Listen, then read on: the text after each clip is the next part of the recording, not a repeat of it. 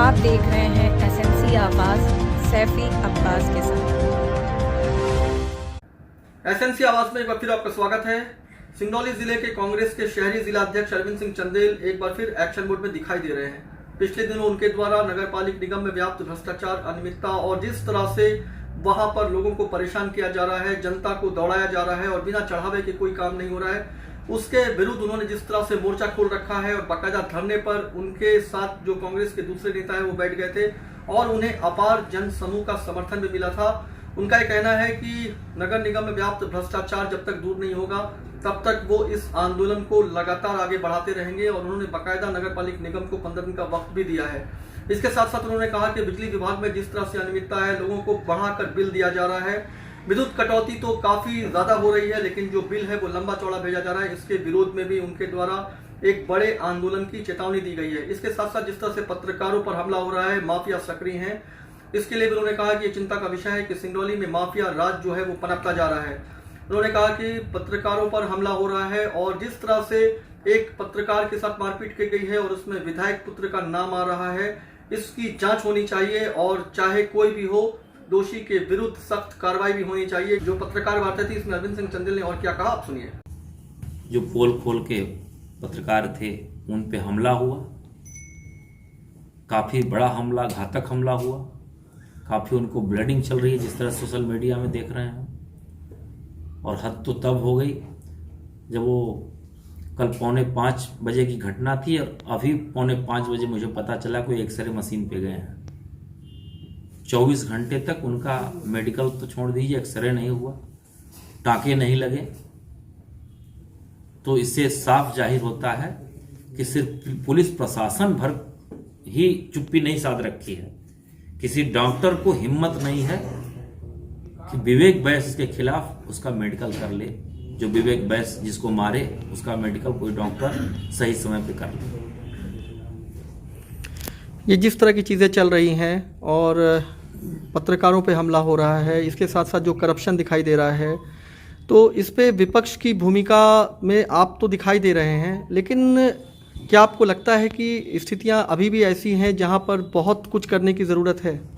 निश्चित रूप से बहुत कुछ करने की ज़रूरत है। हम लोगों के संज्ञान में जैसी बातें आती हैं तो हम उसे उठाने का प्रयास करते हैं, लेकिन हम लोग भी कितना भी उठाते हैं बात को, लेकिन इतने जो प्रशासन के जो अधिकारी कई वर्षों से यहाँ आके जमे हुए हैं और अब वो इसलिए सिर्फ जमे हुए हैं कि सत्ता पक्ष के खिलाफ कभी कोई काम नहीं करेंगे और जिससे उनका थाना बचा रहे, उनका सिंगरौली जिला से वो पोस्टिंग कहीं और न जाने पाए, सिर्फ अब वो इसलिए काम कर रहे हैं, न कि न्याय के लिए काम कर रहे हैं। यदि न्याय के लिए काम करते तो 10-10 मुकदमे, मुझे जो सा लग रहा है कि यदि जितने केस हम लोगों को दिख रहे हैं, जो हम लोग जान रहे हैं, 10-10, 12-12 केसों में अब तक विवेक बैस पे मुकदमा कायम होता और सलाखों के पीछे होते या जिला बदल की कार्रवाई हो चुकी होती। अच्छा, एक महत्वपूर्ण सवाल पे आपसे बात करना चाह रहे हैं कि ये जिस तरह से ह्यूमन ट्रैफिकिंग दिखाई दे रही है, यानी मानव तस्करी, अभी 2 दिन पहले जो है छत्तीसगढ़ से कुछ बच्चों को लाया गया। हालांकि वो छत्तीसगढ़ पुलिस की सफलता है, लेकिन यहाँ से बच्चे आखिर बाहर कैसे चले जा रहे हैं, यहाँ पुलिस क्या कर रही है, और इसको लेकर क्या आपने कुछ सोचा है कि कैसे उन बच्चों को या महिलाओं को या किशोरियों को या किशोरों को उनके चुंगल से छुड़ाया जाए, क्योंकि कहीं ना कहीं ये तो अभी भी सक्रिय हैं। देखिए, मानव तस्कर या यहाँ के बच्चे बच्चियों को जो तस्करी हो रही है, इसमें एक बड़ा गैंग काम कर रहा है। कोई भी गैंग इतना बड़ा काम करता है, गलत काम करता है, तो बिना प्रशासन के सहकार नहीं होता है। हम उतना दूर क्यों जाएं? हम अपने नगर निगम क्षेत्र की बात कर रहे हैं कि 18 वर्ष से नीचे बच्चे, खास तौर से एनसीएल बेल्ट में, कॉलोनी बेल्ट में, सब नशे के इतने आदी हो चुके हैं कि क्राइम करने पे उतारू है। क्या प्रशासन ऐसे नशा तस्करों को पकड़ रहा है? कई बार इस बात को हम लोगों ने माननीय पुलिस अधीक्षक महोदय को, जितने भी पुलिस अधीक्षक है उनसे कहे, जितने टीआई हैं उनके सबके संज्ञान में है, आखिर क्यों नहीं इस पर अंकुश लग रहा है?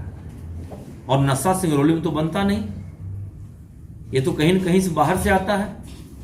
और हम तो कहते हैं कि जो इसके जनक हैं उनको पूरा राजनीतिक संरक्षण प्राप्त है।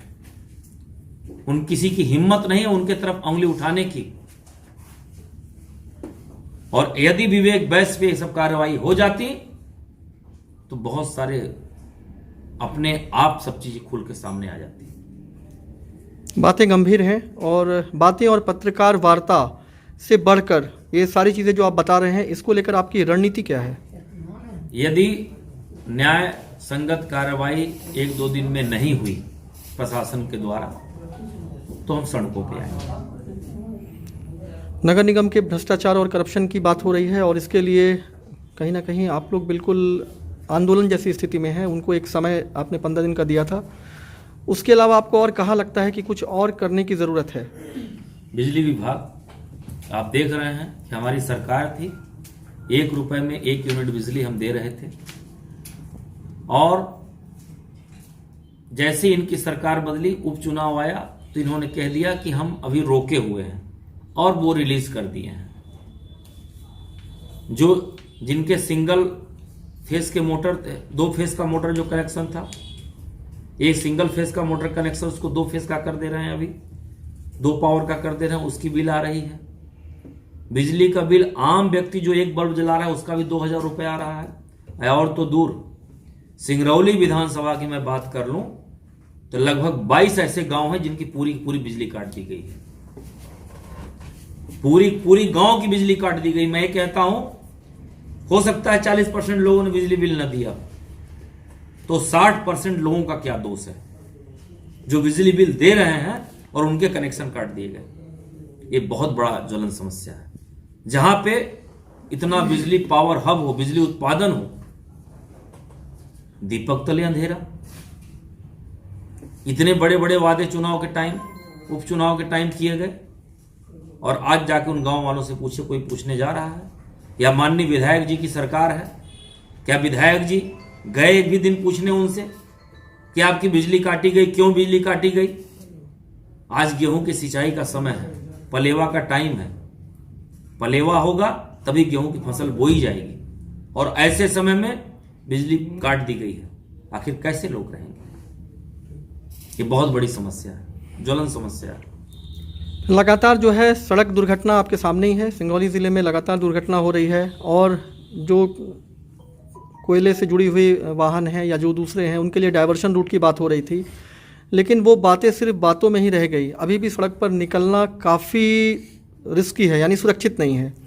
तो इसको लेकर क्या कहेंगे? देखे होंगे कांग्रेस सरकार में 15 महीने तक समय फिक्स था कि 1 बजे दोपहर में ही गाड़ियां, हैवी गाड़ियां निकलती थी, शाम को 9 बजे निकलती थी शहर में।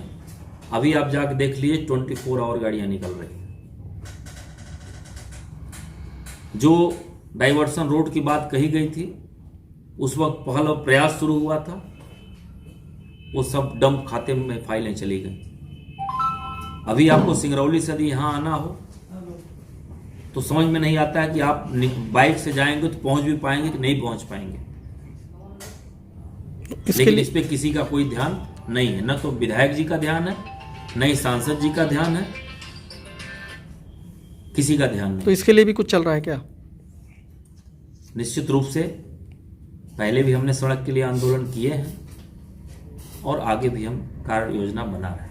अरविंद सिंह चंदेल पूरी तरह से विपक्ष की एक बहुत सकारात्मक भूमिका में दिखाई दे रहे हैं और जिस तरह से उन्हें जन समूह का समर्थन मिल रहा है, ऐसा लग रहा है कि कहीं ना कहीं जनता को भी ये लग रहा है कि सिंगरौली जिले में माफिया राज पनप रहा है और भ्रष्टाचार जो है वो लगातार बढ़ रहा है। और ऐसे में अरविंद सिंह चंदेल जिस राह में कुछ बेहतर करने की कोशिश कर रहे हैं, वहां पर जन समूह भी उनके साथ कहीं ना कहीं खड़ा तो दिखाई दे रहा है।